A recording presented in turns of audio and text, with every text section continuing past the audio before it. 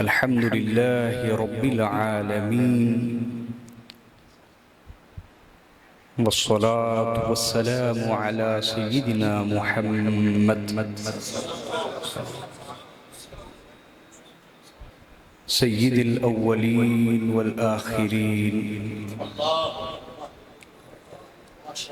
व अला आलिहि त्तय्यिबीन अत्ताहिरीन अल महदीयीन अस्साबिरीन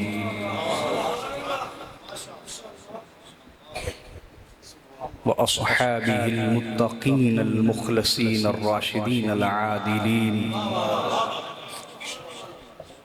अम्मा बअदु फ़अऊज़ु बिल्लाहि मिनश शैतानिर रजीम बिस्मिल्लाहिर रहमानिर रहीम यौम नदअू कुल्ल उनासिन बिइमामिहिम सदक़ल्लाहु मौलानल अज़ीम व बल्लगना रसूलुहुन नबियुल करीमुल अमीन। आवाज़ थोड़ी सी ना हॉल है, समझने में प्रॉब्लम हो रही है, सादा करिए इसको। हाँ इसको ठीक है। मोहतरम मुअज़्ज़ज़ मोहतशम जमी उलमाए किराम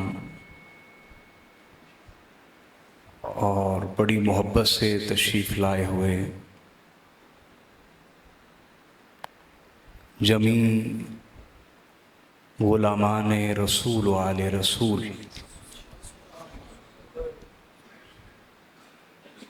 बिलखुसूस जमी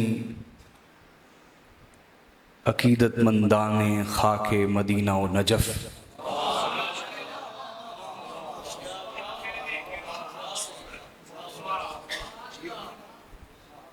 आप सब की बारगाह में आजिज़ाना सलाम पेश करता हूँ, फ़कीराना सलाम पेश करता हूँ। अस्सलामु अलैकुम व रहमतुल्लाहि व बरकातुहू।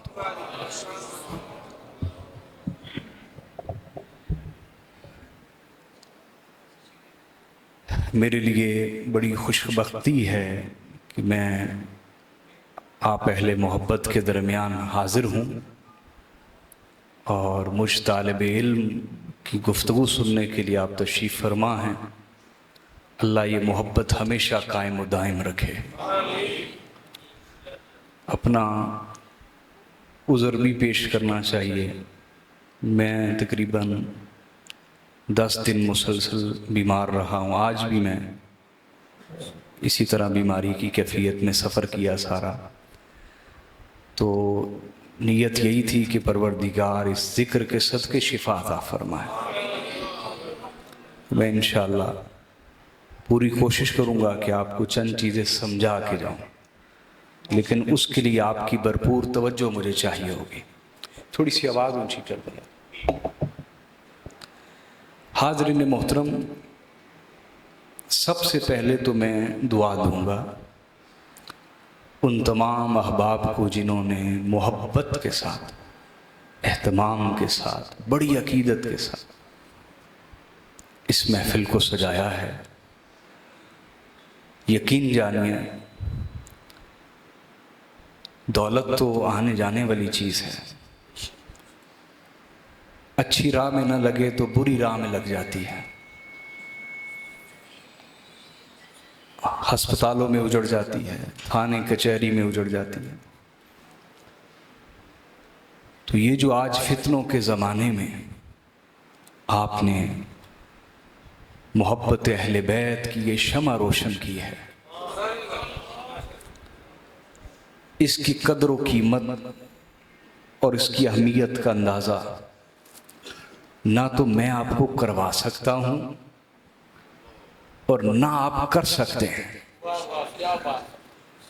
ये जो वफा है ना हुजूर के ख़ानदान से,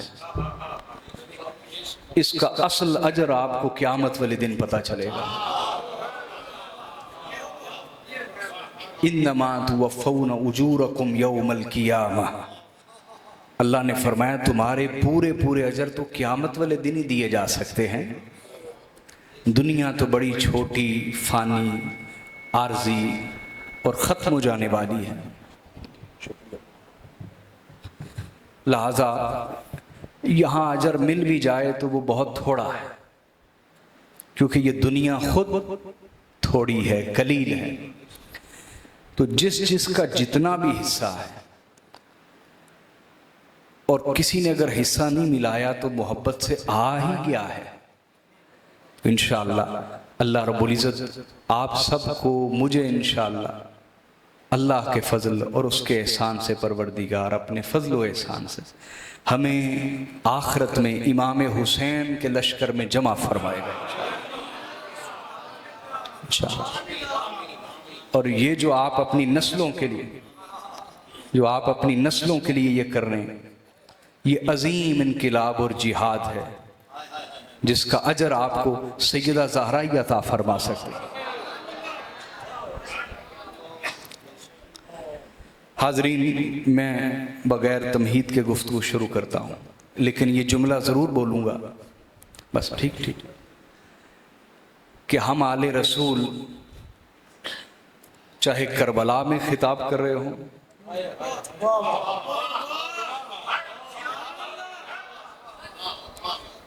या चाहे नारोवाल में खिताब कर रहे हों, हमारे खिताब को हर शख्स एक नज़र से नहीं सुनता।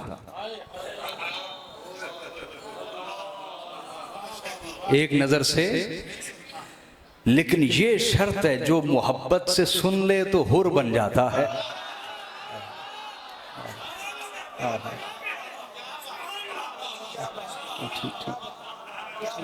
ठीक। इसलिए मैं आपसे ये अर्ज़ करूँगा कि ना मैं कोई ख़तीब हूँ, ना मैं कोई मुनाज़िर आदमी हूँ। मेरी गुफ्तगू को अगर आप मोहब्बत से सुनेंगे, अल्लाह एक तौफीक का दरवाज़ा आप पे खोल देगा इंशाअल्लाह, जो आपको मौला हुसैन के कदमों के करीब कर देगा। बस ये कह के मैं गुफ्तगू शुरू करना चाहता हूँ। हाज़रीन मोहतरम, कुरान मजीद का अगर आप गहरा मुताला करें तो मुझे कुरान मजीद की तफसीर पे 2 मरतबा काम करने का अल्लाह ने काफ़ी मौका दिया। मेरी मिसेस की पीएचडी की डिग्री भी तफसीर कुरान पे थी, और मेरी भी पीएचडी की डिग्री तफसीर कुरान के ऊपर है। तो कुरान मजीद का अगर आप मुताला कीजिए तो आप इस नुक्ते के पे पहुंचेंगे कि अल्लाह के नज़दीक नजात का एक मयार है। नजात का बोलिए। और यही मेरी गुफ्तगू का मौजू है कि अल्लाह के नज़दीक नजात का मयार क्या है। तो अल्लाह के नज़दीक नजात का बोलिए मयार है, एक स्टैंडर्ड है। और वो मयार क्या है? वो मयार ये है कि सबसे पहले आप सही इमाम का चुनाव करें।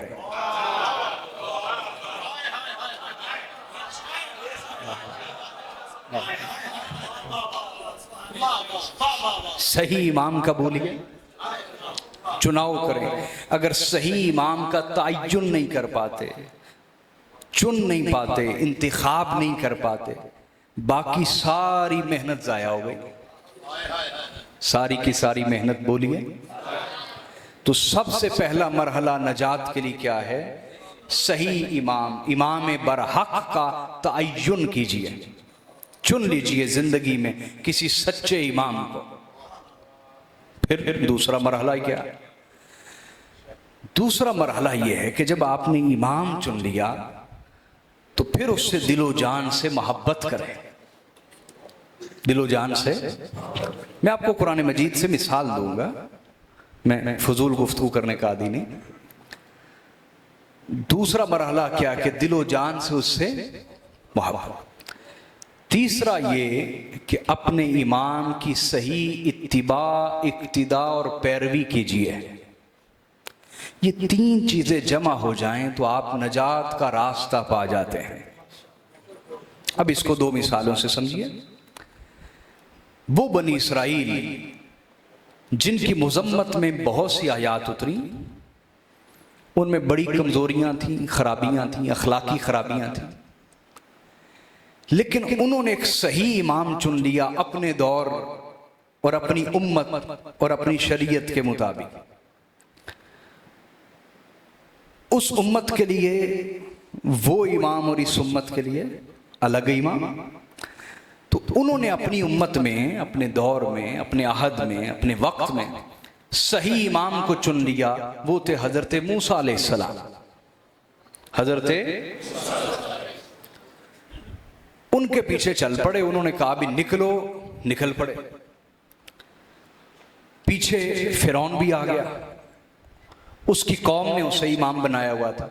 अब फिरौन की कौम में हर शख्स ही गलत ना था, हर शख्स फिरौन की कौम में गलत। कुरान खुद बयान करता है कि ये किब्ती मिस्री जो थे ये अपनी कौम के लिए बड़े आदिल थे, अदल करते थे, इंसाफ करते थे। उनमें से हर शख्स ही गलत, लेकिन उसने चूंकि इमाम गलत चुन लिया, इमाम बोलिए गलत चुन लिया। अब जब दोनों आए ना समंदर के सामने, जो कि एक यकीनी मौत थी, हलाकत थी और उनकी बर्बादी थी। अब जो सच्चे इमाम के पीछे चल रहे थे, जो बोलिए, उनकी अमली कमजोरियों को अल्लाह ने नजरअंदाज करते हुए, माशाअल्लाह, उनकी अमली कमजोरियों को नजरअंदाज करते हुए फकत इमाम की वजह से जो नजात का रास्ता अल्लाह ने समंदर में से हजरत मूसा के लिए बनाया, वही नजात का रास्ता उनके लिए भी बन गया, क्योंकि वो एक सच्चे इमाम के पीछे चल रहे थे। और जो किब्ती और मिस्री गलत इमाम यानी फिरौन के पीछे चल रहे थे, तो वही जो नजात का रास्ता बन चुका था, दोबारा से बिसात उलट गई, वही उनके लिए हलाकत का रास्ता बन गया। तो कुरान मजीद की इस मिसाल से हमने इस्तिदलाल किया कि अगर इमाम बरहक हो और उसके पीछे चला जाए, बोलिए उसके, तो खुदा ताला अमली कमजोरियों को नजरअंदाज करता है। जो मकाम, जो मर्तबा, जो नजात इमाम को अता होती है, वो उसके पैरोकारों को भी अता कर दी जाती है। ये बात आप समझे या नहीं, बोलिए। दूसरी मिसाल लीजिए, हजरत लूत अलैहिस्सलाम को हुक्म हुआ मोमिनीन को लेकर निकल पड़े, और जब आपकी कौम पे अजाब आए तो पीछे मुड़ के देखेगा कोई नहीं। जिसने तरहम की वजह से, रहम की वजह से, रहम खाते हुए अपनी कौम की तरफ पीछे मुड़ के देखा, तो वो भी उन्हीं में से शुमार होगा। आपकी बीवी भी साथ चल पड़ी। अब जैसे ही अजाब आया तो थी तो सच्चे इमाम के पीछे, लेकिन कल्बी लगाओ सच्चे इमाम से नहीं था। जाहरी तौर पर उसी धड़े में से थी। जुमला समझे, जुमला समझे। जाहरी तौर पर बोलिए उसी धड़े में से थी, जाहरी तौर पे सच्चे इमाम के घरों में से थी, लेकिन दिल उधर जुड़ा हुआ था। दिल बोलिए उधर जुड़ा हुआ था। तो अंजाम क्या हुआ? जब अजाब आया तो कहने लगी, हाय मेरी कौम, अपनी मोहब्बत छुपा ना सकी, जाहिर कर बैठी। एक नुकीला पत्थर आया, उसने चीर के 2 हिस्से कर दिया। कुरान क्या समझाता है कि सिर्फ सच्चे इमाम के पीछे चलना ही जाहिरी तौर पे ये लाजमी और जरूरी, बल्कि दिल से भी उसे सच्चा इमाम माना जाए। अगर वक्ती तौर पे आपने धड़ा तब्दील भी कर लिया और अपने आप को उस ग्रोह में शामिल भी कर लिया, लेकिन आपकी हमदर्दियां, आपका दिली लगाओ दूसरे ग्रोह के साथ हुआ, तो आप अल्लाह के यहां भी उन्हीं में से शुमार होंगे। क्यों जी? 2 मिसालें आपको समझ आई या नहीं आई? बोलिए ना। अब आइए कुरान मजीद की इस आयत को समझिए। अल्लाह पाक ने फरमाया, यौम नदउ कुल्ल उनासिम बिइमामिहिम, फरमाया क़यामत के दिन हम हर घरों को उनके इमाम के साथ बुलाएंगे। हम क़यामत वाले दिन हर घरों को उनके इमाम के साथ बुलाएंगे। लिहाजा जो मामला इमाम के साथ होगा वही उसके सच्चे पैरोकारों के साथ होगा। आरी बात समझ जानी भी, मैं कुरान पाक की मिसाल और आयत को जोड़ के आपको मजमून समझा रहा हूं ना। तवज्जो है दोस्तों, अल्लाह आपको सलामत रखे। तो अल्लाह पाक ने फरमाया क़यामत वाले दिन हम हर गिरोह को, ओ भाई गिरोह वो छोटा सा तो नहीं ना, उनमें अरबों भी हो सकते हैं, खरबों भी हो सकते हैं, ताहद्दे अदद भी हो सकते हैं, उससे भी ज्यादा हो सकते हैं। तो अल्लाह पाक ने फरमाया कुल्ला उनास, हम हर गिरोह को उसके इमाम के साथ बुलाएंगे। और कुरानी मिसाल ये बयान करती है कि अगर इमाम नजात पा जाता है तो उसके जितने पैरोकार होंगे उनकी अमली कमजोरियों को नजरअंदाज करते हुए परवरदिगार उन्हें भी नजात से सरफराज फरमा देता है।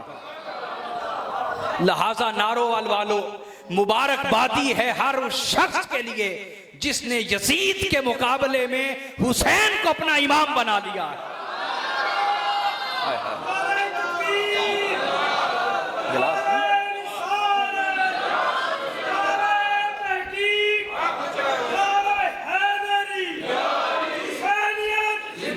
जिसने यजीद के मुकाबले में हुसैन अलैहिस्सलाम को अपना इमाम बना लिया कि जब कयामत वाले दिन दो गिरोह हो जाएंगे, एक तरफ यजीद का गिरोह होगा और उसके हामियों और पैरोकारों और मददगारों का गिरोह होगा, और दूसरी तरफ इमाम हुसैन अलैहिस्सलाम का गिरोह होगा। तो मुबारकबाद है उस शख्स के लिए जिसने इस दुनिया में हुसैन को अपना इमाम बना लिया। हुसैन अलैहिस्सलाम को बोली अपना इमाम बना लिया है, क्योंकि ये वो इमाम है जिस जैसा इमाम है ही कोई। हाय हाय, जिस जैसा इमाम, इसकी अजमत पे नजर जाए या किरदार पे नजर जाए, दोनों पहलुओं से देख लें, दोनों जहतों से देख लें, दोनों सिमतों से देख लें, सलामत। मैं मौका दूंगा, अभी सुनते जाएं, सुनते जाएं, सुनते जाएं, मौका दूंगा।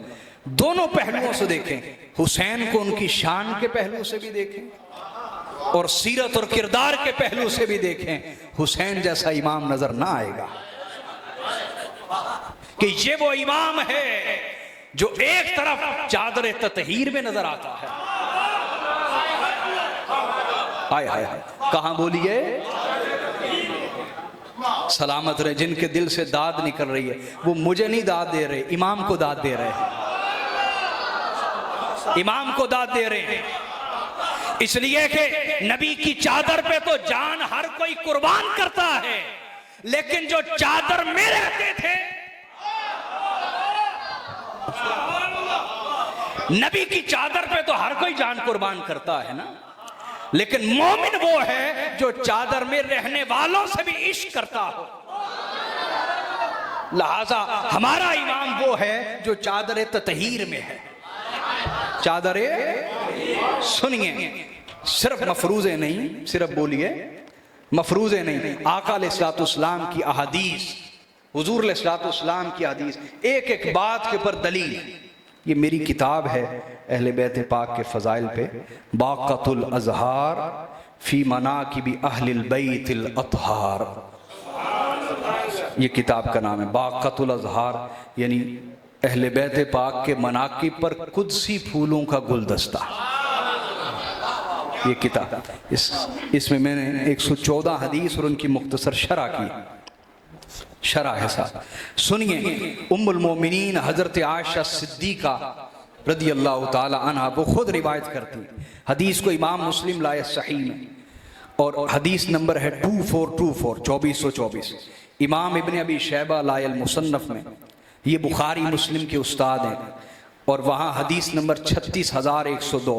इमाम इब्न राहवे ये बुखारी मुस्लिम के उस्ताद हैं, और इमाम अहमद बिन हम्बल के मुसाहिब में, उन्होंने अल मुस्नद में हदीस नंबर 1271, ये पहले दर्जे की हदीस की किताबें, दूसरे तीसरे दर्जे की हदीस की किताबें, पहले मसादे दर्जे की जो हदीस की किताबें, उनके हवाले दे रहा हूँ। हज़रत आयशा सिद्दीक़ा फरमाती, खरजन नबी सल्लल्लाहु अलैहि वसल्लम ग़दातन व अलैहि मिरतुन मुरहलन मिन शारिन अस्वद, कहते कि आका अलैहिस्सलाम तशरीफ़ लाए और हुजूर ने काली चादर ओढ़ी हुई थी। आका अलैहिस्सलाम ने बोलिए, और मुझे माफ़ कीजिएगा एक बात कह दूं, है तो आपके मिजाज के खिलाफ, लेकिन सच्ची बात कहना हमारी जिम्मेदारी है। हमने फिरका परस्ती में सुन्नतें भी बांट ली, सुन्नतें भी, वरना याद रख लें, काला इमामा शरीफ पहनना या काली चादर लेना या काला लिबास पहनना या काला कंबल इस्तेमाल करना, ये किसी ग्रोह का तरीका या किसी ग्रोह की अलामत नहीं, बल्कि ये बराह रास्त सुन्नत मुस्तफ़ा है। आप सही मुस्लिम पढ़ लें, जामे तिरमिज़ी पढ़ लें, सही इब्ने हिब्बान की रिवायतें पढ़ लें। और मैंने आप हजरात के ज़ौक़ के लिए मैंने कई हदीस को खंगाला, देखा कि होता है ना, कोई लिबास पहन के इंसान एहजाब में जाए, पसंद करे, उसको पसंद करे, तो क्या आका अलैहिस्सलाम ने कोई कपड़ा पहन के उसको पसंद फरमाया हो और उसकी तारीफ की हो? तो मैं हैरान रह गया कि मुझे एक रिवायत मिली, और वो रिवायत ये थी कि आका अलैहिस्सलाम ने काले रंग का जुब्बा सिलवाया, काले रंग का, और उस जुब्बे को पहन के हुजूर बार बार पकड़ते थे और हजरत आयशा सिद्दीका से फरमाते थे, आयशा देखो ना ये कितना खूबसूरत लग रहा है। हाय हाय हाय हाय हाय। फिर फरमाया, आयशा देखो ना ये कितना खूबसूरत लग रहा है। तीसरी बार फिर पकड़ा, फरमाया देखो ना ये कितना खूबसूरत लग रहा है। तो हजरत आयशा सिद्दीका ने अर्ज की, या रसूल अल्लाह, हुजूर इसके काले रंग ने आपके गोरे मुखड़े को और ज्यादा खूबसूरत कर दिया है।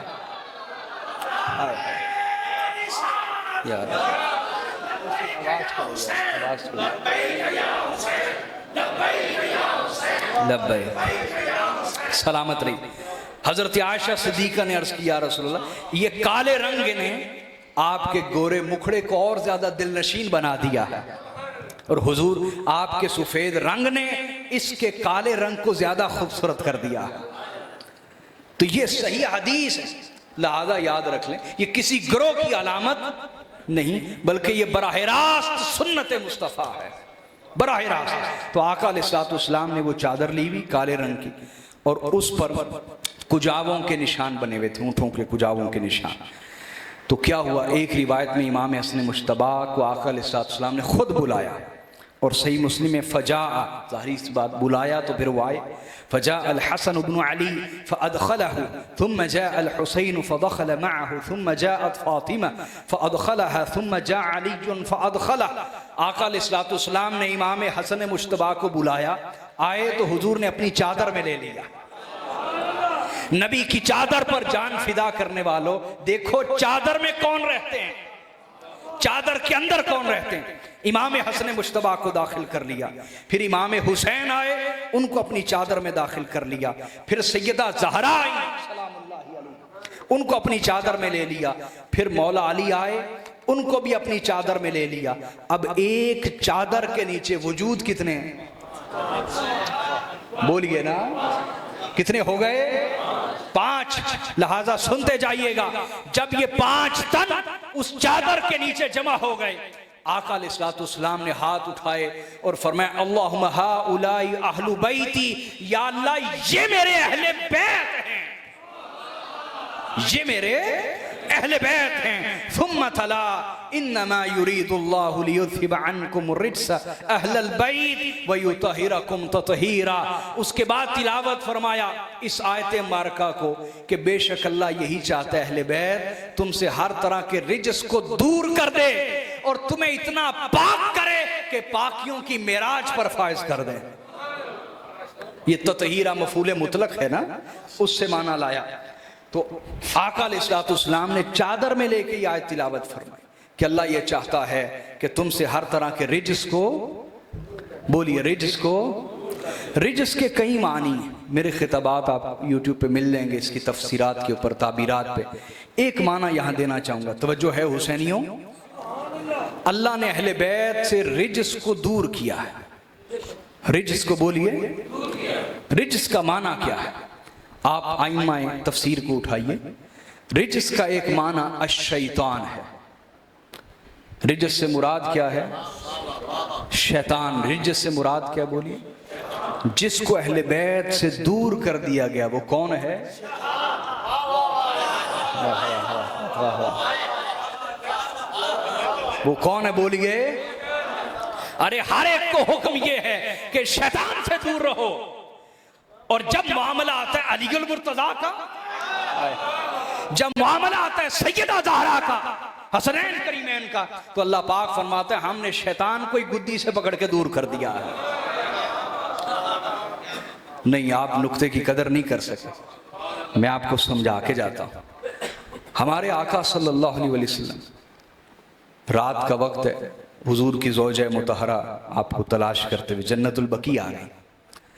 आका अलैहिस्सलाम ने उन्हें लिया, वापस आ रहे हैं तो दो अंसारी सहाबी रदी अल्लाह ताला अन्हुमा वो गुजरे।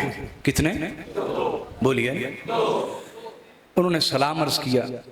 जब थोड़े से आगे चले गए, आका अलैहिस्सलाम ने फरमाया बात सुनो, इधर आओ। जी हाँ रसूल अल्लाह। हुजूर ने फरमाया ये मेरी बीवी है। आया, कितना पाक पैगंबर है। आया, ये मेरी। उन्होंने कहा तौबा तौबा या रसूल अल्लाह, हम भला आप पे शक कर सकते हैं कि आप किसी अजनबी औरत के साथ जा रहे हैं? हुजूर ने फरमाया ना, शैतान इंसान की रगों में ऐसे दौड़ता है जैसे खून दौड़ता है। मिनल जिन्नती वन नास, वसवसा अंदाजी करता है ना, वसवसा अंदाजी करता है, ऐसे रगों में दौड़ता है जैसे खून दौड़ता है। तो मैंने इसलिए क्लेरिफिकेशन दे दी, वजाहत दे दी, ताकि शैतान अपना काम ना कर सके, तुम्हें वसवसे में मुब्तला ना कर सके। समझ आ रही है बात? यानी हुसैनियों तवज्जो है ना? तो हर आम मुसलमान का मामला यह है कि शैतान उसकी रगों में ऐसे दौड़ता है जैसे खून दौड़ता है, लेकिन जब मामला आता है अहले बैत मुस्तफा का, हर आम का मामला यह है कि शैतान उसकी रगों में ऐसे दौड़ता है जैसे खून दौड़ता है। लेकिन जब मामला अहले बैत मोहम्मद का आता है, अल्लाह फरमाता है हम शैतान को ही गुद्दी से पकड़ के दूर कर देते हैं।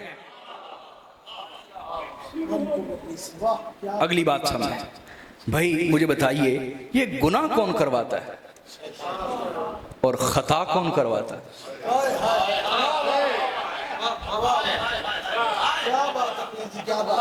बोलिए, गुनाह कौन करवाता है, खता कौन करवाता है? भाई ये चोरी के नुक्ते नहीं है, ये चोरी के नुक्ते नहीं। मैं अगर किसी से सुना हो तो मैं उसकी तरफ मंसूब करता हूं। ये इल्मी दियानत है, ये चोरी के नुक्ते नहीं है, ये सैयदा ज़हरा की अता है जो मैं आपसे गुफ्तगू कर रहा हूं। बताइए गुनाह कौन करवाता है, खता कौन करवाता है? तो जिनसे अल्लाह ने शैतान को दूर कर दिया, क्या वो भी खता कर सकते हैं?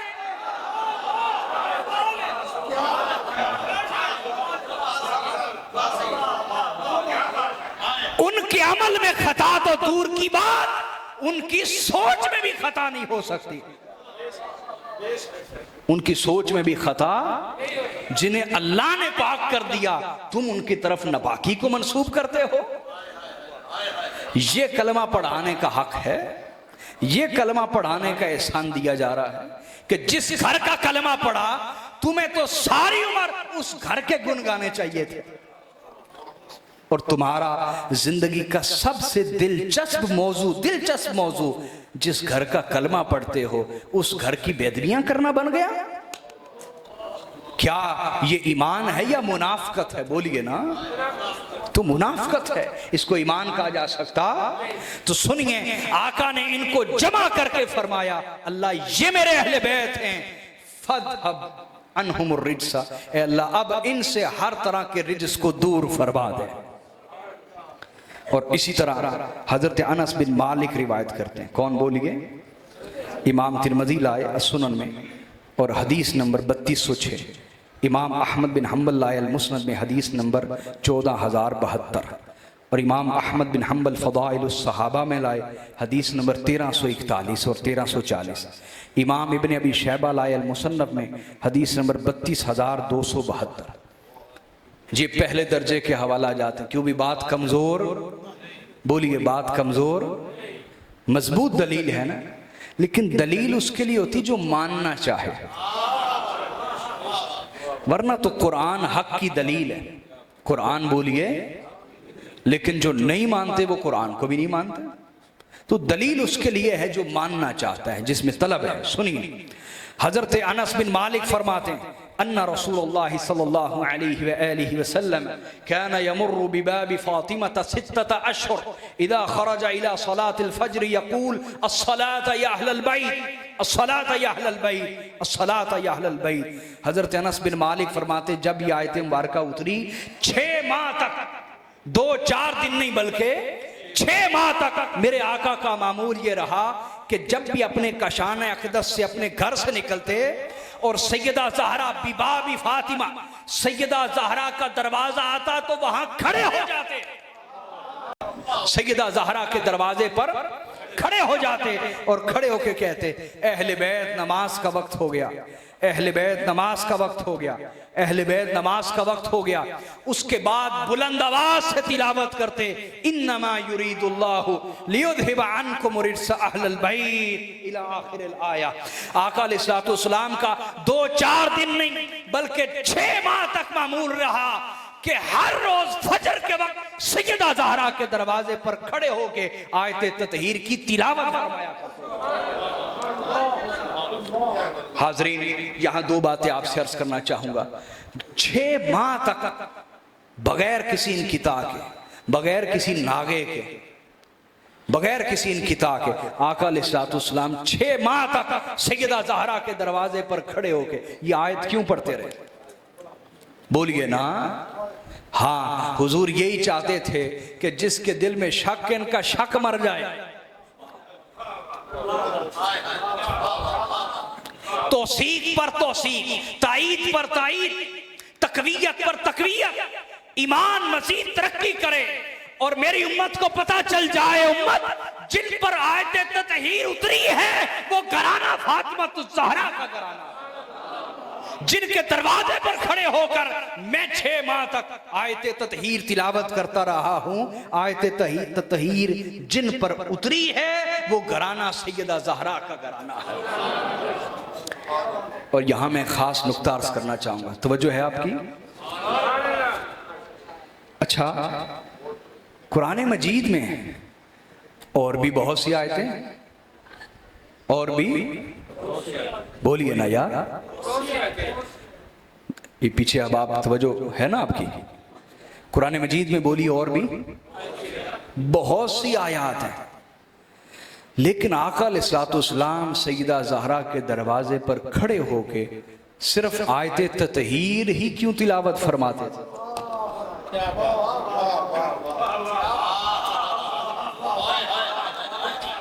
आयत ततहीर ही क्यों? ये बड़ा खास जवाब है, तवज्जो रखनी, याद रखो, सिर्फ हलवे खाना ही सुन्नत नहीं है। मैं बड़ी खास सुन्नत समझाने लगा हूं आज के दौर के लिए। 6 माह तक मेरे आका, और भी तो आयात हैं, तो कुरान मजीद की और आयात तिलावत करने की बजाय हर रोज आयत ततहीर ही क्यों तिलावत फरमाते? असल में आका अलैहिस्सलातु वस्सलाम अपनी सुन्नत जारी करना चाहते थे, उम्मत को समझाना यह चाहते थे कि जब किसी और का दरवाजा, हजरत कारी साहब खास नुक्ता है, जब किसी और का दर हो, दरवाजा हो, तुम्हारे पास इंतखाब है, मौजू जो मर्जी रखो, मौजू जो मर्जी रखो, लेकिन जब कोई दर या दरवाजा सैयदा ज़हरा या उनकी औलाद का हो, या जिस जगह सैयदा ज़हरा की औलाद बैठी हो, तो तुम्हारा मौजूए खिताब फकत शान अहले बैत होना चाहिए। तुम्हारा मौजूए खिताब फकत शान है, ताकि उनका सीना ठंडा हो जाए, उनका सीना तुम्हारी तरफ से खुश हो जाए। जब किसी सैयद के सामने गुफ्तगू करनी पड़े तो इस घर की शान बयान करो, इस घर की अजमत बयान करो, इस घर की तनकीस ना करो। आज ये वतीरा बन चुका है उलमा का, जहां सदात मौजूद हो उनको बकायदा तकलीफ देने के लिए कोई ना कोई ऐसा जुमला बोलते हैं, ऐसा जुमला कि उनके लिए कई कई हफ्तों तक बर्दाश्त करना मुश्किल हो जाता है। क्या ये कलमे का सिला है? अल्लाह हिदायत ता फरमाए, अल्लाह समझ दे। अंदर दिलों में मुनाफिकत क्यों उतर आई? क्या ये वाज़े सुन्नत मुस्तफ़ा नहीं है? जो मैं अर्ज कर रहा हूं कि 6 माह तक रोजाना उस दरवाजे पर खड़े होके हुजूर आयत ततहीर क्यों तिलावत फरमाते, ताकि उम्मत के लिए सुन्नत जारी हो जाए कि इस दर पे जब भी आओ तो अहले बैत की शान बयान किया, अहले बैत के फजाइल बयान किया करो, अहले बैत के मनाकिब बयान किया करो। अगर ये खुश हो गए तुम्हारा बेड़ा पार हो जाएगा। और अगली भी बात यहां समझिए, बिस्मिल्लाह। अब होता है कि इंसान चाहता है किसी और मौजू पे भी बात करे ना, किसी और मौजू पे भी बात करे, लेकिन आका अलैहिस्सलाम अपने अमल से उम्मत को दर्स देना चाहते हैं, अपने अमल से, और ये समझाना चाहते हैं कि जहां ईमान होगा, जहां भाई इंसान बाज़ औक़ात एक ही बात सुन के उकताहट महसूस करता है, ऐसा है ना, लेकिन हुजूर के इस अमल में तालीम है कि शान अहले बैत पे सुन सुन के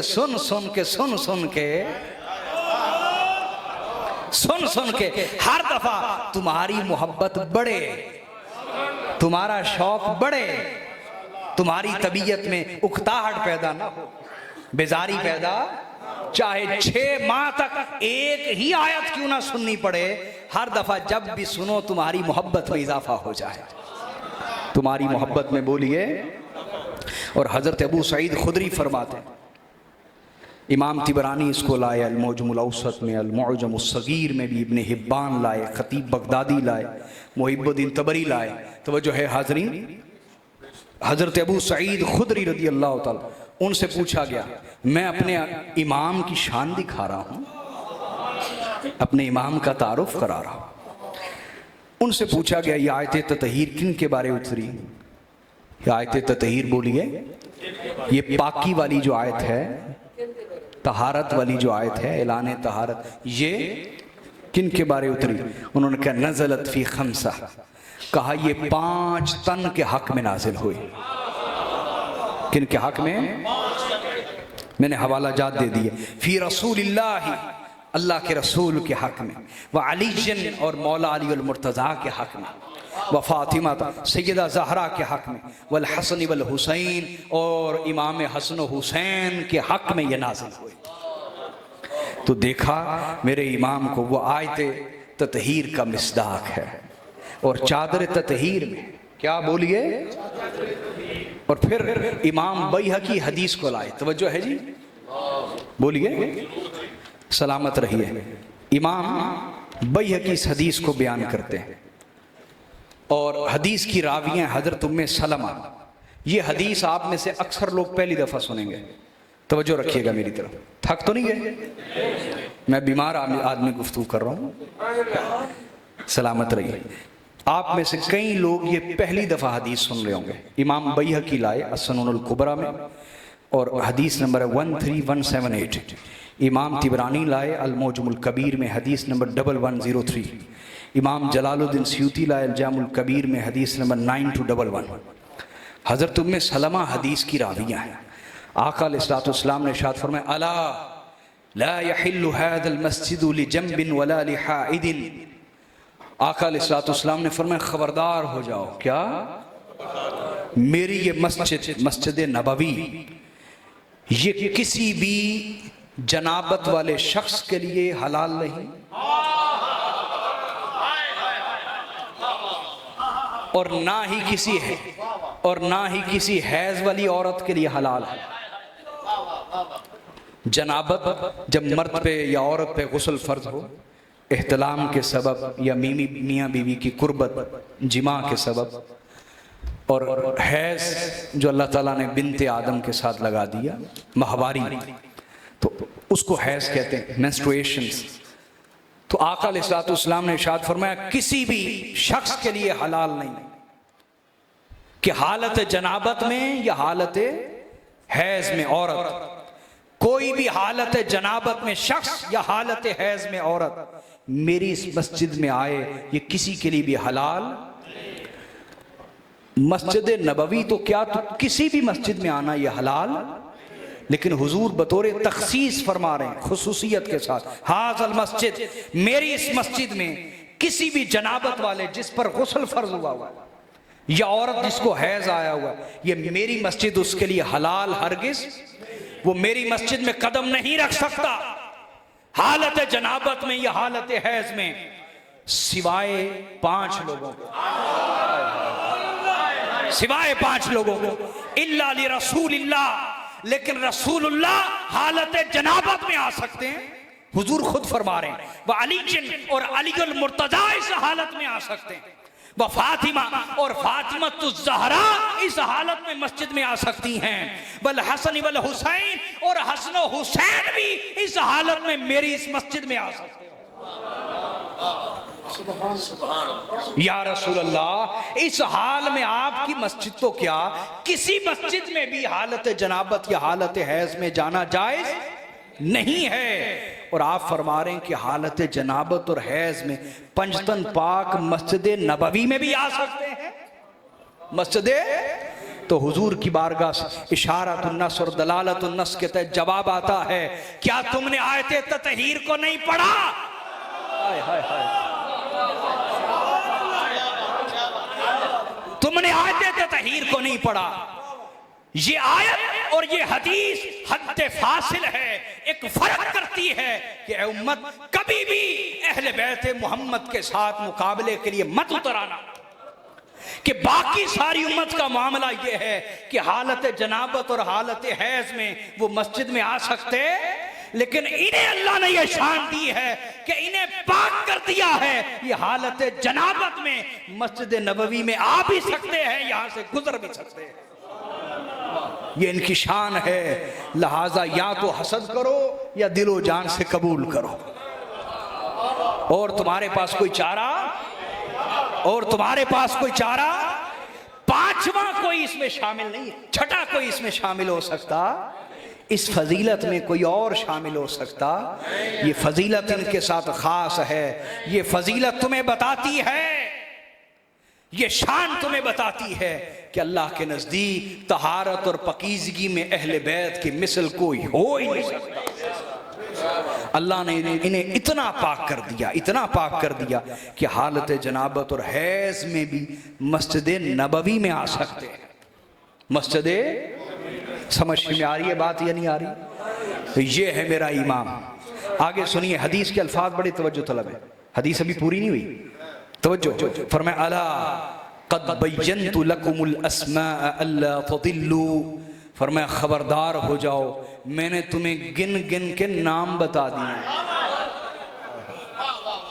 बय्यन्तु लकुमुल अस्मा, मैंने गिन गिन के तुम्हें नाम बता दिए कि मुस्तफा से किसी की कोई रीस नहीं, अलीउल मुर्तजा से किसी की कोई रीस नहीं, फातिमा ज़हरा की तहारत में कोई किसी की मुमासलत नहीं, और हसन हुसैन की कोई रीस नहीं है। मैंने तुम्हें गिन गिन के नाम बता दिए, अल्लाह तदिल्लु, कहीं मेरे बाद गुमराही ना हो जाना, मेरे बाद कहीं बिदअतों में ना पड़ जाना।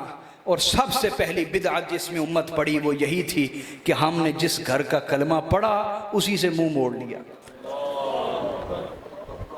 उसी से। और आज तक याद रखें, जो भी अहले बैत से बुग़्ज़ रखता है या दुश्मनी रखता है या अदावत रखता है, वो बेदलीला तो नहीं, वो दलीलें ही देता है शैतान की तरह। क्या बोलिए, वो शैतान की तरह। अरे भाई, इस मुल्क के किसी करप्ट आदमी को पकड़ लें, वो ऐसी दलीलें देगा आपका भी देन बन जाएगा करप्शन का। लिहाजा ये क्या बात हुई, आप कहते हैं जी फुलां ये कहता है, फुलां ये कहता है, देखना ये कि सही कहता है या।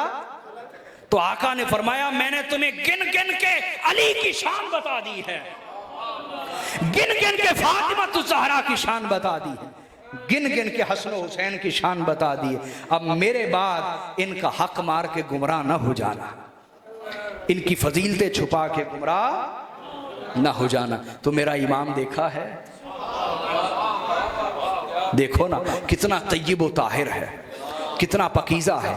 फिर मेरा इमाम वो है जिन लोगों ने कहा ना कि माशअल्लाह अस्तगफिरुल्लाह, जब एक जमहूर ने यजीद की बैत कर ली तो इमाम ने क्यों नहीं की? उम्मत की अक्सरियत ने यजीद की बैत कर ली, और सही बुखारी में यजीद की बैत को अल्लाह की बैत करार देते रहे, माज़ल्लाह अस्तग़फिरुल्लाह। बाद में आंखें खुल गईं और होश आया और नदामत हुई और पशेमानी हुई, लेकिन जो नुकसान होना था वो तो हो चुका था ना। तो हाज़रीन तवज्जो है ना, मैं कह रहा हूं सही इमाम को चुने। क्या वो जिन्होंने यजीद की बैत को अल्लाह की बैत कहा था वो बाद में पछताए, वो बाद में। मेरा एक जुमला कदर करेंगे, एक जुमले की कदर करेंगे, याद रखें, इमाम वो नहीं होता जो वक्त पे सही फैसला ना कर सके।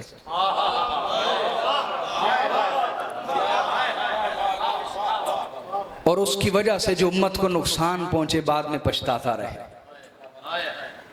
इमाम वो नहीं होता जो वक्त पे सही फैसला ना करे और बाद में पछताता रह जाए, बल्कि इमाम वो होता है जो बर वक्त बर हक फैसला करे।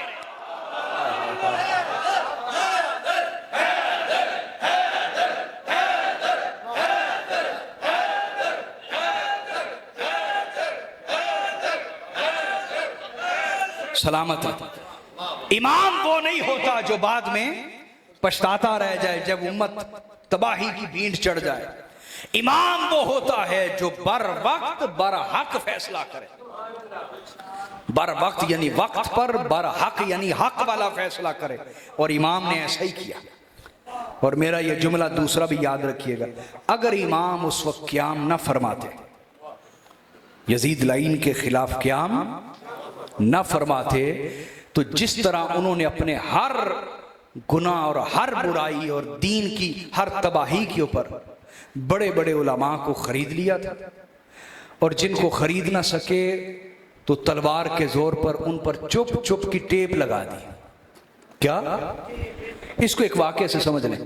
मैं अभी हदीस चला रहा हूँ, साथ शरह में ही बात कर रहा हूँ। हज़रत सईद बिन मुसय्यब सैयदुत ताबईन मस्जिद में बैठे, एक शख्स आया, कहा जी इस मसले का जवाब क्या है? आपने दे दिया। जब उठ के चला गया तो आप भी पीछे आ गए। सईद बिन मुसय्यब भी उसको ना एक कोने में ले गए और कहने लगे कि बेटे, वो जो मैंने मस्जिद में जवाब दिया था वो गलत था।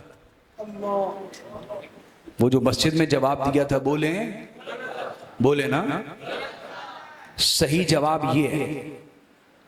उसने कहा इतने बड़े आप आलिम हैं और आपने मस्जिद में बैठ के मुझे गलत जवाब क्यों दिया?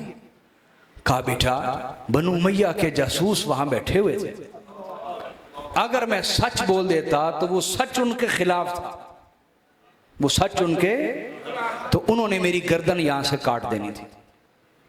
इसलिए मैंने वहां तुम्हें सच नहीं बताया, यहां बताया। उसने कहा आप जैसे उलमा भी मौत से डरते हैं, आप जैसे उलमा भी मौत से डरते हैं। तवज्जो है आपकी नारोवाल वालों, ये एक जुमला समझ गए ना, आपको पूरी हुसैनियत समझ आ जाएगी। तवज्जो। उसने कहा आप जैसे उलमा भी मौत से डरते हैं। कहा नहीं नहीं, मैं मौत से नहीं डरता, मैं उस वक्त से डरता हूं जब तुम्हें तन्हाई में भी कोई सच बताने वाला नहीं रहेगा।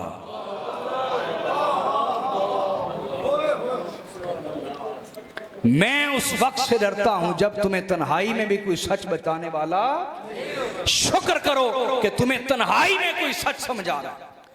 हुसैन अलैहिस्सलाम की मेहनत और उनकी कुर्बानी को मशकूक करने वाले बदबख्त, वो आपकी तवज्जो इस तरफ नहीं आने देते कि अगर इमाम क़याम ना करते तो इन्होंने जिस तरह ईमान खरीद लिए थे और जिनके खरीद ना सके चुप चुप की टेप लगा दी थी उनके मुंह पर, अगर इमाम उस वक्त क़याम ना फरमाते तो सिर्फ 20 से 25 साल गुजरने थे।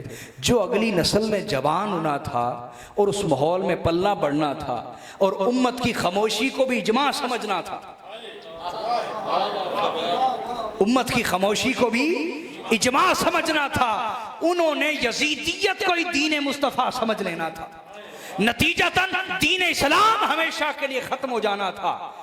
अगर इमाम ने क़याम किया है तो इमाम का क़याम मामूली मत समझो, इसको मशकूक न बनाओ, बल्कि उस वक्त आलम यह था कि यजीद वक्त के आगे खड़े हैं सब खामोश, यजीद वक्त के आगे खड़े हैं सब खामोश।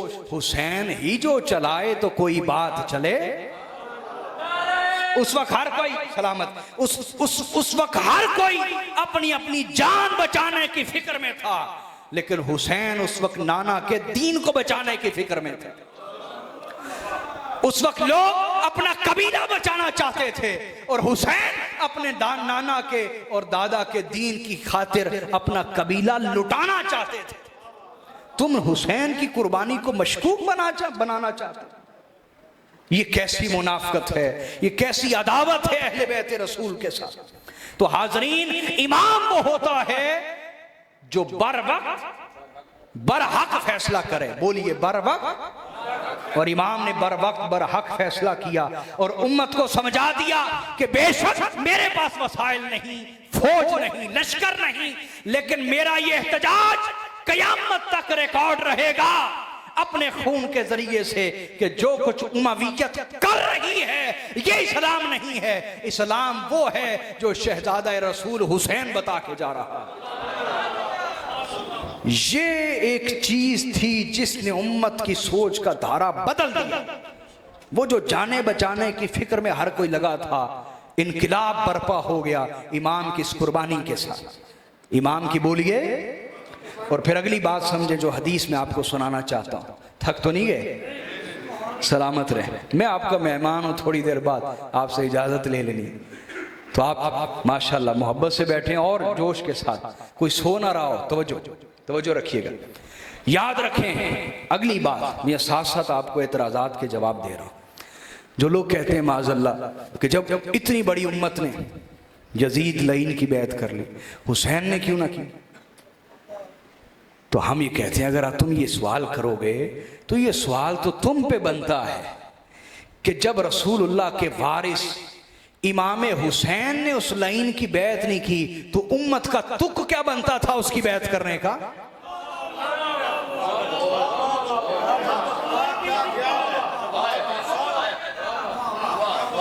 बाकी पूरी उम्मत का तुक क्या बनता था उस लाइन की बैत करने का? हाजरीन, मैं सिर्फ जज्बात से बात नहीं कर रहा, साथ साथ दलाइल दे रहा हूं आपको, अकली भी नकली भी दलाइल दे रहा हूं। भाई गौर कीजिए, हुसैन उम्मत के पाबंद न थे कि उम्मत जिधर चलेगी हुसैन ने उधर चलना है। हुसैन उम्मत के पाबंद न थे, बल्कि सारी उम्मत हुसैन की पाबंद थी। सारी उम्मत बोलिए हुसैन की। हुसैन का इनकार जब सबको मालूम हो गया था, उसी वक्त सब पर लाजिम था कि हुसैन की पैरवी करते। हुसैन अलैहिस्सलाम की बोलिए। ये बात क्यों भाई मैं दुरुस्त कह रहा हूं या नहीं कह रहा? अपने ज़मीर और ईमान से बताइए। दलाइल देने से पहले मैं दलाइल दूंगा इस पर कि उम्मत का तुक क्या बनता था कि जब इमाम ने इनकार कर दिया। इमाम उम्मत के पाबंद हरगिज न थे, बल्कि उम्मत हुसैन की। आइए मैं एक हदीस सुना के फिर हम इख्तिताम की तरफ चलते हैं। मौजू तो मेरे ज़हन में काफ़ी हदीस थी, चूँकि अब टाइम भी ज़्यादा। एक हदीस मुकम्मल आपको सुनाऊंगा, ठीक है? तवज्जो है ना हाज़रीन? इसको इमाम मुस्लिम ने भी रिवायत किया, इमाम तिरमिज़ी भी लाए, इब्न अबी शैबा भी, इमाम अहमद बिन हम्बल भी लाए। ये रिवायत टुकड़ों की सूरत में बहुत सी किताबों के अंदर फैली हुई। मैं आपको तमाम हदीस मिला के मजमून बना के सुनाने लगा। तवज्जो है जी? इमाम तिबरानी और हैसमी की रिवायत में काफ़ी तफसील है, वहाँ से आपको सुनाता। एक सहाबी रसूल है, उनका नाम है हज़रत बुरैदा। क्या नाम है बोलिए? रज़ियल्लाहु। वो कहते हैं हज़रत बुरैदा खुद, वो कहते हैं इस्लाम लाने से पहले मुझे जितनी नफरत मौला अली से थी किसी से नहीं थी। और ये क्यों थी? इस मामले में अक्सर यहूदी सच बोल देते हैं, हम अक्सर झूठ बोल देते हैं। यहूदी उनसे पूछो तुम्हें अली से इतनी नफरत क्यों है, वो कहेंगे अली ने हमारा कख नहीं छोड़ा, अली ने हमारा। याद रखो, याद रखो, आपका कामिल तरीन वफादार वही होगा जिससे आपका दुश्मन बहुत नाराज होगा। जिससे आपका दुश्मन, याद रख लें, कुल अहलुल बैत में और कुल सहाबा इकराम में जितनी नफरत अदावत यहूद को मौला अलीउल मुर्तजा से, किसी और से नहीं, किसी और से नहीं, नहीं, नहीं। अच्छा, हजरत बुरैदा कहते कि मुझे बड़ी नफरत थी, और ये नफरत सिर्फ मौला अली से नहीं थी, ये उनके बाबा अबू तालिब से भी थी। क्योंकि ये दुनिया जानती है, चाहे आप तस्लीम करें या ना करें, हक यही है। कभी आप इस नुक्ते पे पहुंच गए तो आप बड़े बासादत होंगे, ना पहुंच सके तो मैं दुआ करता हूं आपके हक में कि आप पहुंच जाए इस नुक्ते पे। वो क्या कि मैं हर एक की खिदमत को सलाम पेश करता हूं। हजरत खतीजा ने अपने माल से खिदमत की, बड़ी खिदमत। हजरत अबू बकर सिद्दीक ने अपने माल से खिदमत, बड़ी खिदमत। हजरत उस्मान गनी ने, हर एक की खिदमत को सलाम, लाखों बार सलाम। लेकिन मक्की दौर अपने सामने लाए, मक्की दयानतदारी से बताना, सबसे मुश्किल खिदमत किसकी थी? सबसे मुश्किल खिदमत किसकी थी? जिसने अरब के 40 कबीलों के सामने अपना सीना कर दिया, और अरब के 40 कबीले भी मिलके जिसके सीने की ढाल को न तोड़ सके, मुस्तफा की उस ढाल को हजरत अबू तालिब कहते हैं। और कुल मुअर्रिखीन का इजमा है, सीरत निगारों का इजमा है कि जब तक हजरत अबू तालिब जिंदा रहे और बाकायदे हयात रहे, 40 कबीले दुश्मनी और अदावत पे उतरे हुए थे। जब तक हजरत अबू तालिब मौजूद रहे, कोई तीर तलवार नेजा तो दूर की बात, मुस्तफा तक तो कोई जुबान भी ना पहुंच सकी। इतनी बड़ी ढाल थे हजरत अबू तालिब। और फिर मदनी दौर, हर एक की खिदमतों को लाखों सलाम। मुझे बताओ सबसे मुश्किल जिम्मेदारी किसकी थी? भाई सबसे मुश्किल वक्त होता है जंग का। कौन सा बोलिए? या तो आप हार गए और फना हो गए, या आप जीत गए और गालिब आ गए। ऐसा ही है जी, चाहे आप तस्लीम करें या ना करें। है ये बिल्कुल बरहक बात जो मैं आपको सुना रहा हूं। मक्की दौर देखोगे तो सबसे मुश्किल जिम्मेदारी हजरत अबू तालिब की नजर आएगी, और मदनी दौर देखोगे तो सबसे मुश्किल जिम्मेदारी अबू तालिब के बेटे अलीउल मुर्तजा की नजर आएगी। ये वजह थी जो हजरत बुरैदा ने कहा मुझे सबसे ज्यादा नफरत थी मौला अली से। अब कहते हैं जब मैंने कलमा पढ़ लिया, क्या मुसलमान हो गया, अपने टाइम मुसलमान हो गया, लोग मुझे मोमिन समझने लग गए, मुसलमान हो गया। लेकिन तब भी वो जो मेरे दिल में मौला अली की नफरत थी, उसमें रत्ती बराबर फर्क ना आया। इससे पता चला सिर्फ कलमे कलमे पढ़ने से ये नफरत नहीं जाती।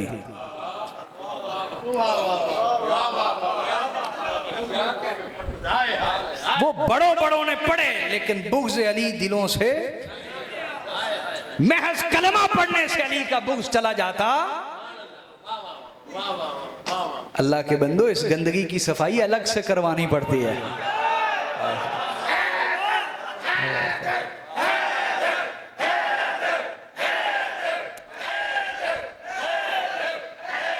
सलामत रहिए, अल्लाह आप सलामत।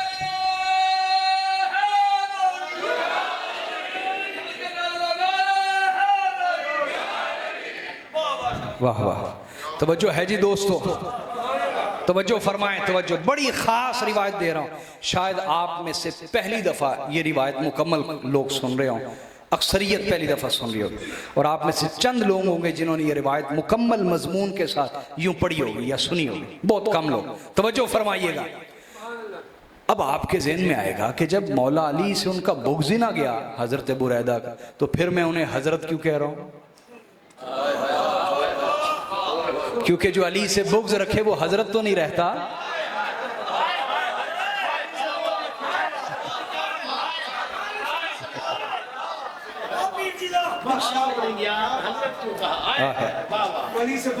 जो अली से अदना सा बुग़्ज़ भी दिल में ले आए वो हजरत तो नहीं रहता ना। हाँ हाँ, अगर आपके दिल में ये सवाल आया तो ये ईमान है, इसलिए सवाल आया कि भाई जो अली से बुग़्ज़ रखे उसे क्यों हजरत कह रहे हैं, उसे आप हजरत क्यों कह रहे हैं। तो आप पूरी बात सुन लीजिए, फिर इंशाल्लाह फैसला कीजिए। तो हजरत बुरैदा ये बात खुद सुना रहे हैं, ये उनका बड़ापन है। तो कहते हैं कि आका अलैहिस्सलाम ने हमें एक जंग पे भेजा और हमारे सिपा सलार मौला अली मुर्तज़ा को करार दिया। मौला कायनात मैदान में उतरे और जंग फतह हो गई। और ऐसा हो ही नहीं सकता कि अली उतरे मैदान में और जंग फतह ना हो। जंग बोलिए तो हो ही नहीं सकता, फतह हो गई। मौला कायनात ने माले गनीमत में से एक लौंडी को कबूल फरमाया। अब हजरत बुरैदा कहते हैं इल्म कम था, बजाय मौला अली से पूछने के मैंने चूंकि अंदर नफरत थी, मैंने मौके को गनीमत जाना और मौला अली को माज़अल्लाह बदनाम करने के लिए इसको मुनासिब मौका जाना। तो एक और भी शख्स था जिसका दिल साफ नहीं था उस वक्त मौला अली के लिए, उसने ख़त लिखा और मुझे दिया और मैं पहुंच गया रसूलुल्लाह सल्लल्लाहु अलैहि वसल्लम के पास। आका अलैहिस्सलाम के पास मौला अली पहले ही पहुंच चुके थे हज के मौके पे ना, हज्जतुल विदा मौला अली ने साथ यमन से डायरेक्ट उधर गए थे। ये यमन फतह हुआ था तो आपको बता रहा हूँ, तो डायरेक्ट पहुंच गए थे मौला अली उधर। हजरत बुरैदा कहते हैं मैं जब पहुंचा तो आका अलैहिस्सलाम आखिरी खुतबा दे के हज्जतुल विदा वापिस आ रहे हैं गदीर खुम के मुकाम पर। कहाँ बोलिए, आहा अहले मोहब्बत हैं माशाल्लाह। कहाँ पहुंचे बोलिए हुजूर। कहते मैं पहुंचा और जाते ही मैंने कह दिया, तवज्जो है दोस्तों, ये मैं आपको रिवायत इख्तितामी रिवायत दे रहा हूँ, तवज्जो से सुनिएगा, तवज्जो मेरी तरफ, जाग के बैठिएगा। कहते जैसे मैंने जाके सलाम किया मैंने कहा या रसूल अल्लाह अली ने काम खराब कर दिया, उन्होंने तो फलान लौंडी ले ली माले गनीमत से। आका अलैहिस्सलाम ने जब ये सुना हुजूर के चेहरे का रंग बदल गया। अपने लिए गुस्सा करने वालों, अपने बाप के लिए गुस्सा करने वालों, ये है वो मैदान जहां ईमान के लिए तुम्हें गुस्सा आना चाहिए। मेरे नबी जो तबीयत में हलीम है, करीम है, मेहरबान है, जैसे ही मौला अली के खिलाफ जुमला सुना चेहरे का रंग बदल गया और इतने शदीद गुस्से में आ गए कि यहां रग थी हुजूर की जो फड़कने लग जाती थी। ऐसे जब शदीद गुस्सा करते थे वो फड़कने लग गई। मेरे आका ने फरमाया सबको जमा करो मेरे खेमे के पास। जमा किया। आका अलैहिस्सलाम ने इरशाद फरमाया मा बालु अक़वामिन यंतकिसून अलिया, फरमाया उन लोगों का बनेगा क्या जो अली की शान में कोई ना कोई नक्श ढूंढना चाहते।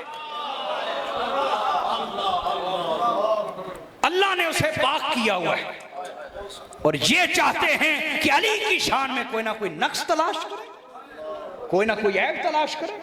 आका ने फरमाया फमन तनक्कस अलियन फकत तनक्कसनी, सुन लो जिसने अली की शान को कम करने की कोशिश की उसने मुस्तफा की शान को कम करने की कोशिश की। ये रसूलुल्लाह का ऐलान सुना रहा हूं, यानी अहले बैत के मुतल्लिक जो भी तुम्हारा रवैया होगा वो सिर्फ अहले बैत के लिए शुमार नहीं होगा, बल्कि वो बराह रास्त तुम्हारा हर रवैया मोहब्बत का या नफरत का, वो बराह रास्त रवैया मुस्तफा के साथ शुमार होगा। आका ने फरमाया जिसने अली अल मुर्तज़ा की शान में कमी करने की कोशिश की उसने मेरी शान में कमी करने की कोशिश की। और फिर फरमाया बुरैदा तुझे खबर नहीं वमन फारक अलीयन फकद फारकनी, ए बुरैदा तुझे खबर नहीं जिसने अली को छोड़ दिया उसने मुझे छोड़ दिया। भले इश्क़ रसूल के दावे करे, ईमान के दावे करे, आशिक़ रसूल कहलाए, दरूदो सलाम पढ़े, सो जगरते करे, जिसने अली की जात को और उसके दामन को छोड़ दिया उसने मुझे छोड़ दिया। आका अलैहिस्सलाम असल में यहां समझाना यह चाहते हैं कि फकत मेरा कलमा पढ़ने से मेरे साथ नहीं जुड़ोगे, फकत मुझसे मोहब्बत के दावे करने से मेरे साथ नहीं जुड़ोगे, मेरे साथ जुड़ना चाहते हो तो पहले अली के कदमों से लग जाओ। तुम्हें जितना अली का इश्क मजा देगा उतना इश्क मुस्तफा अता हो जाएगा। तुम्हें जितना जिक्र अली मजा देगा उतना ही जिक्र मुस्तफा का नूर नसीब हो जाएगा। जो अली से जुदा हो गया वो। और फिर फरमाया बुरैदा तुझे खबर नहीं, इन्ना अली मिन्नी व अना मिन्हु। हाय हाय हाय। फरमाया बुरैदा तुझे खबर नहीं, बेशक अली मुझसे है और मैं अली से हूं। बेशक अली मुझसे है और मैं। इसके कई मानी मैंने इस किताब में दिए हुए हैं। दुआ फरमाए जल्द छप जाए इंशाल्लाह, आपके पास होगी। कई मानी, मैं तफसील में नहीं जा रहा। तो फरमाया तुझे खबर नहीं बुरैदा कि अली बेशक मुझसे है और मैं। और फिर फरमाया बड़ा खास आका अलैहिस्सलाम का ऐलान। फरमाया बुरैदा तुझे खबर नहीं, अली की शिकायत ले आया। खुलिका मिन तीनती। फरमाया खुलिका मिन तीनती, तुझे खबर नहीं बुरैदा, अली को मेरी मिट्टी से बनाया गया है।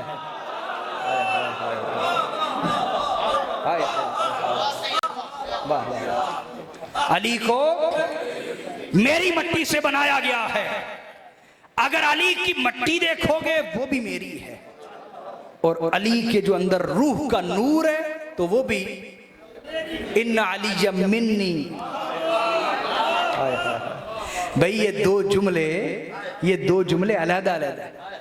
पहले का ताल्लुक रूह से है, दूसरे का ताल्लुक बदन से है। तो फरमाया अली की अगर मिट्टी को जिससे उसका जसद और जिस्म बनाया गया देखना चाहते हो देखोगे तो फरमाया खुलिका मिन तीनती, अली की मिट्टी जिससे उसका जिस्म बनाया गया वो मेरी मिट्टी है। अली को मेरी मिट्टी से बनाया गया। और अगर उसके अंदर जो रूह का चिराग रोशन है उसको देखना चाहते हो तो अली की रूह और नूर भी मेरा नूर है। आया है अली का नूर और ज़हूर भी मेरा ज़हूर और नूर है। तो फरमाया अली को मेरी मिट्टी से बनाया गया। आका क्या समझाना चाहते हैं हुसैनियों, तवज्जो, समझाना ये चाहते हैं कि जिस मिट्टी से मैं बनाया गया हूं, जब उसी मिट्टी से जब उसी मिट्टी से अली को बनाया गया तो जो आदतें मेरी हैं वही अली की है। हाय हाय हाय हाय हाय हाय। जो अखलाक मेरे हैं वही अली के हैं। जो सखावत की शान मेरी है वही अली की है। जो अजमत मुकाम मेरे अंदर देखते हो वो सारा तुम्हें अली में भी नजर आएगा। यहां नबुव्वत के सिवा कोई फर्क है ही नहीं। जिन्होंने देख लिया ना पीर मेरे लिए शान, जिन्होंने देख लिया उन्होंने कहा फर्क नहीं माँ बहन पिया। जिन्होंने देख लिया उन्होंने ये कह दिया। तो आका ने फरमाया अली को मेरी मिट्टी से बनाया गया है, लिहाजा जिस तरह के अखलाक, अतवार, आदात, सीरत, किरदार, तबीयत मेरी है वही तो अली की है। लिहाजा अगर अली पर एतराज कर रहे हो तो तुम उस पर नहीं बल्कि मुझ पर एतराज कर रहे हो। तुम बोलिए। और फिर फरमाया ए बुरैदा तुझे खबर नहीं, अमा अलिमत अन्ना ली अलीन अक्सर मिनल जारियति लती अखस। ए बुरैदा तू एक छोटी सी बात पे शिकायत ले आया कि अली ने ये लौंडी ले ली माले गनीमत में से। याद रख अली का हिस्सा तो माले गनीमत में से बहुत ज्यादा बनता था। उसने अपना हिस्सा तुम्हारे लिए छोड़ दिया कि तुम्हें मिल जाए। नहीं बात समझे? उसने अपना हिस्सा तुम्हारे लिए छोड़ दिया, बजाय उसका एहसान मानते उसकी शिकायत लेके आ गए मेरे पास। और फिर फरमाया ए बुरैदा अन्नहु वलियुकुम मिन बादी। बुरैदा तुझे खबर नहीं कि मेरे बाद तुम सबका सरपरस्त अलीउल मुर्तजा होगा। तुम सबका सरपरस्त अलीउल मुर्तजा हो गया। क्या तुम्हें खबर नहीं मेरे बाद तुम सबका वली और मददगार अलीउल मुर्तजा होगा।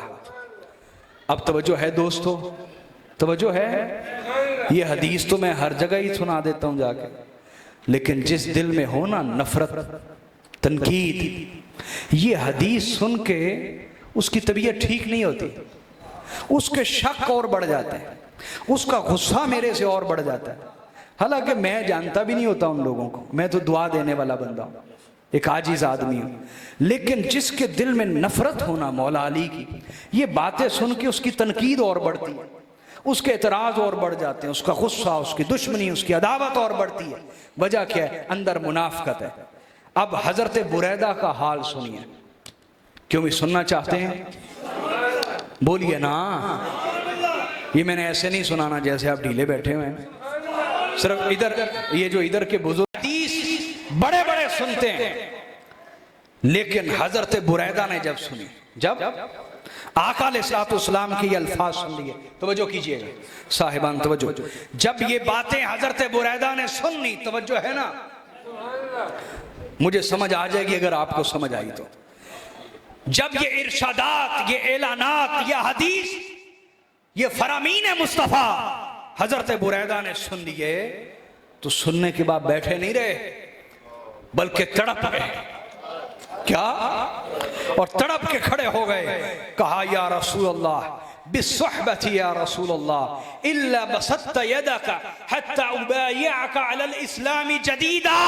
खड़े हो गए तड़प के, कहा या रसूल अल्लाह अपना हाथ बढ़ाइए, मैं कलमा पढ़ के दोबारा मुसलमान होना चाहता हूं।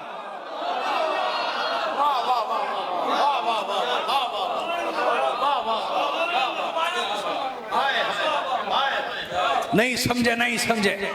हजरत बुरैदा तड़प के खड़े हो गए कि हुजूर बिस्सहबा, इस सोहबत की कसम है आपको जिससे आपने मुझे नवाजा है, इस सोहबत की कसम है आप जिससे आपने मुझे नवाजा।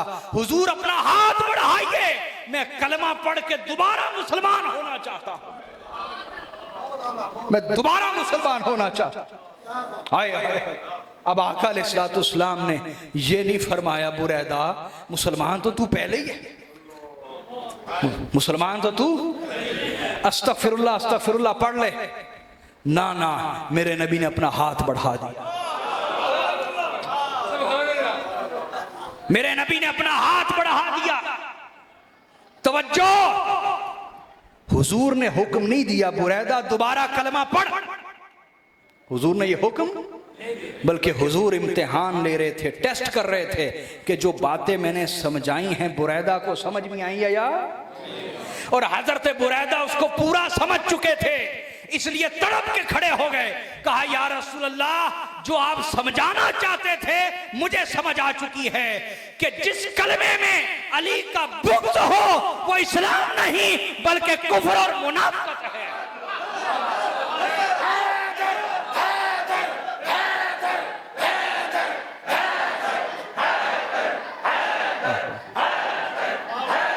सलामत रहिए, सलामत रहिए। हजरत बुरैदा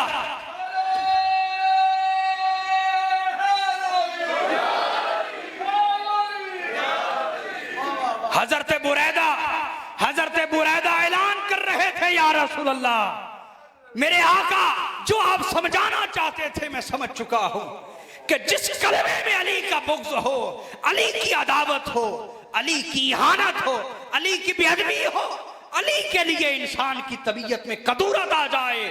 आका जो आप समझाना चाहते थे मुझे समझ आ गई कि जिस कलमे में अली उल मुर्तज़ा का अदना सा भी बुग़्ज़ आ जाए वो इस्लाम नहीं बल्कि कुफ्र और मुनाफिकत है। लिहाजा हाथ बढ़ाइए, मैं कलमा पढ़ के दोबारा मुसलमान होना चाहता हूँ। और मेरे आका ने हाथ बढ़ा दिए, कहते फमा फारक़्तुहु हत्ता बायअतुहु अलल इस्लाम जदीदा। मैं उस वक्त तक हुजूर की बारगाह से न उठा जब तक हुजूर के हाथ पर दोबारा कलमा पढ़ के मुसलमान न हो गया। और उस दिन के बाद, बोलिए उस दिन, बोलिए उस दिन, हजरत बुरैदा कहते हैं उस दिन के बाद फिर मैंने जिंदगी में जितना इश्क रसूल के बाद, हुजूर के बाद, मुस्तफ़ा के बाद मैंने जितना इश्क दुनिया में मौला अली उल मुर्तज़ा से किया इतना इश्क जिंदगी में किसी से नहीं किया। और हम भी मिजाज के बुरैदवी हैं, हजरत बुरैदा का मिजाज रखने वाले। तो हाजरीन जब ये ऐलान फरमा दिया हुजूर ने हजरत बुरैदा वाला मामला, इस पर कुरान मजीद की आयात नाजिल हो गई। इमाम हाकिम को पढ़िए अल मुस्तदरक में, आयात या अय्युहर रसूल बल्लिग मा उनज़िला इलैक, ए रसूल वो पहुंचा दीजिए जो हमने आपकी तरफ नाजिल किया है। नमाज सिखा दी, रोज़ा सिखा दिया, हज सिखा दिया। अल्लाह फरमा रहे अभी भी जो नाजिल किया है वो पहुंचा दीजिए। बड़ा डाढ़ा हुक्म आया कि अगर आपने ये ना पहुंचाया फमा बल्लग़्त रिसालतह, तो आपने अल्लाह की रिसालत का कोई काम नहीं किया। बड़ी डाढ़ी आई। इस पर आका अलैहिस्सलाम के पास उस वक्त 70,000 से ज्यादा सहाबा किराम का मजमा है, रिदवानुल्लाहि अलैहिम अजमाइन। हुजूर ने फरमाया मिंबर लगाओ मेरे लिए। क्या लगाओ बोलिए? थक तो नहीं गए यार?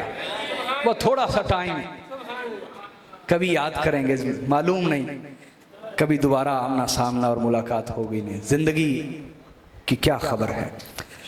अल्लाह मिलाता रहे, मेहरबान है, करीम है इंशाअल्लाह। तो तवज्जो फरमाइए, मेरे आका ने फरमाया मेरे लिए मिंबर लगाया जाए। हुजूर हम तो सफर में, मिंबर तो नहीं है। फरमाया ऊंटों के पालान उतार लो, ऊंटों के पालान उतार के जोड़ के मिंबर लगाओ। मिंबर लगाया गया, मेरे आका मिंबर पे आए और मिंबर पे आके इरशाद फरमाया अय्युहन्नास इन्नी तारिकुन फीकुम थक़लैन, ऐ लोगो मैं तुम में बड़ी दो वजनी चीजें छोड़ के जा रहा हूं। बड़ी दो वजनी चीजें छोड़ के जा रहा हूं। फनादा मुनादिन व मथक़लानी या रसूल अल्लाह, तो निदा देने वाले ने अर्ज की हुजूर दो चीजें कौन सी हैं? फरमाया किताब अल्लाह व इतरती व अहल बैती। फरमाया एक चीज अल्लाह की किताब है, दूसरी मेरी औलाद, मेरी अहले बैत है, मेरी इतरत, मेरी अहले बैत है। और फरमाया ये थक़लैन है। क्या फरमाया? थक़लैन सिकल से वजनी चीज को कहते हैं। किसको कहते हैं बोलिए? वजनी। क्या वजनी? हुजूर ने क्यों फरमाया? कुरान और अहले बैत को वजनी क्यों फरमाया? बोलिए ना। वजनी भाई इसलिए कि हमारे यहाँ पंजाबी में भी, उर्दू में भी बोला जाता है फलां शख्स का परे पंचायत में बड़ा भार है, बड़ा पारा बंदा, बोला जाता है ना। तो आका ने फरमाया कुरान और अहले बैत बड़े वजनी हैं। आय हाय हाय, कहां इनका भार कहां है, इनका वजन कहां है? फरमाया थक़लैन, ये अल्लाह के नजदीक बड़े वजनी हैं। जिस मामले में कुरान और अहले बैत आ जाएं वह अल्लाह बख्शिश जरूर फरमा देता है। तुम इन्हें अपना शफी बना के तो देखो, तुमने इनका दामन पकड़ा नहीं। ये इतने वजनी हैं, ये जिस मामले में आ जाएं, जिस मामले में खुदा की रहमत नाजिल हो जाती, और जिस मामले से निकल जाएं खुदा की लानत बरसने के लिए तैयार हो जाती है। मुबाहले का मौका नहीं देखा? क्यों भाई मुबाहले का मौका नहीं देखा आपने? ये वजनी, क्या वजन। और फिर वजनी चीज हुजूर ने फरमाया इन्हें थक़लैन फरमाया।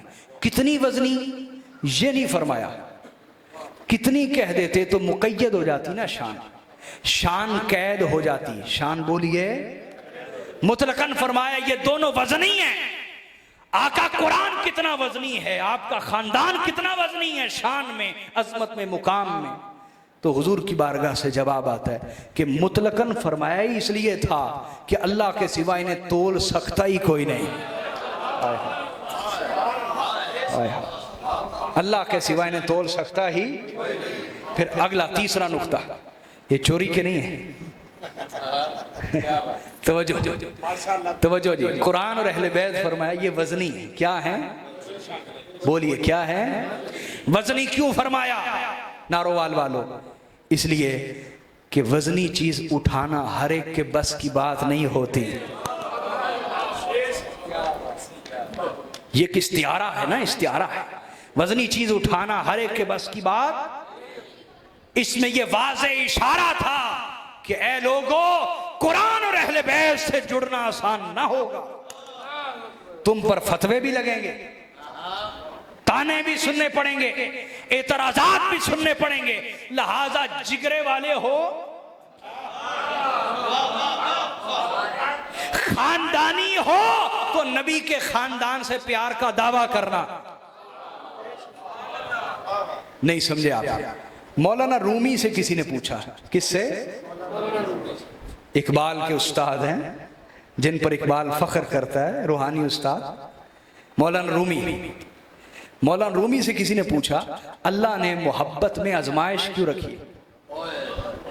ये जवानों से ज्यादा मेरे बुजुर्ग सुन रहे हैं मुझे मोहब्बत से, अल्लाह इन्हें सलामत रहे। अल्लाह ने मोहब्बत में आजमाइश क्यों रखी है? अल्लाह ने मोहब्बत में आजमाइश क्यों रखी? उन्होंने कहा इसलिए ताकि हर कमीना उठ के मोहब्बत का दावा ना करने लग जाए।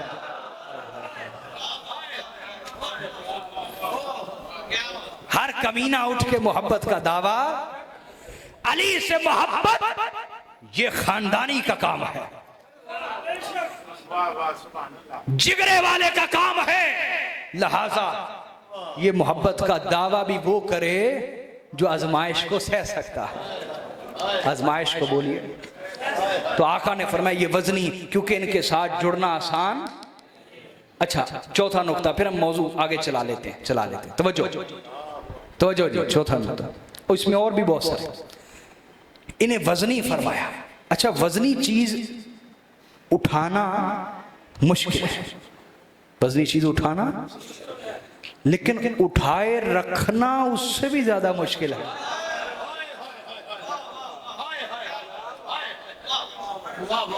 ये बात समझने वाली है। अल्लाह के वलियों, आप 20 किलो का वजन तो एक दफा उठा लेंगे, दलेर आदमी जवान है, लेकिन उठाए रखना उठाने से कहीं मुश्किल है।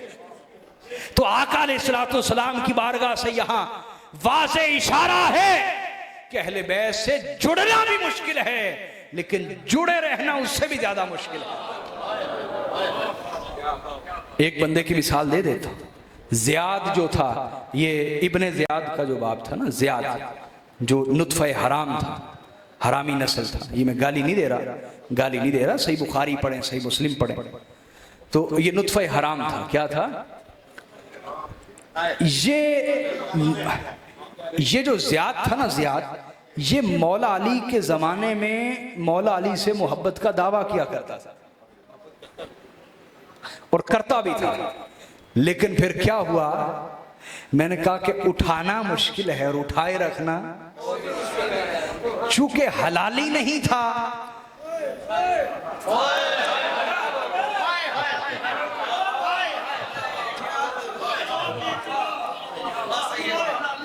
बस समझ गया आप, समझ। ये मैं गाली देना हमारा तरीका नहीं, ये गाली नहीं दी मैंने, सही बुखारी मुस्लिम की रिवायतें आप पढ़ लीजिए। बस पहुंच गए जहां पहुंचाना चाह रहा था। तवज्जो। तो आका ने फरमाया इन्नहुमा व इन लतीफ़ुल खबीर नब्बअनी अन्नहुमा लन यतफर्रक़ा हत्ता यरिदा अलैहि अल-हौद। फरमाया बेशक मेरे रब ने मुझे खबर दी है कि कुरान और अहले बैत कभी जुदा ना होंगे, कुरान और अहले बैत कभी जुदा ना होंगे, हत्ता के हौज़े कौसर पे भी मेरे पास इकट्ठे आएंगे। कुरान और अली कभी जुदा ना होंगे, कुरान और फातिमा, कुरान और हसनैन कभी जुदा ना होंगे, हत्ता के हौज़े कौसर पे भी मेरे पास इकट्ठे आएंगे। और फिर फरमाया व इन तमस्सकतुम बिहिमा लन तुदिल्लू, ऐ मेरी उम्मत, अगर तुमने कुरान और अहले बैत को थामे रखा तुम कभी भी गुमराह ना होगे।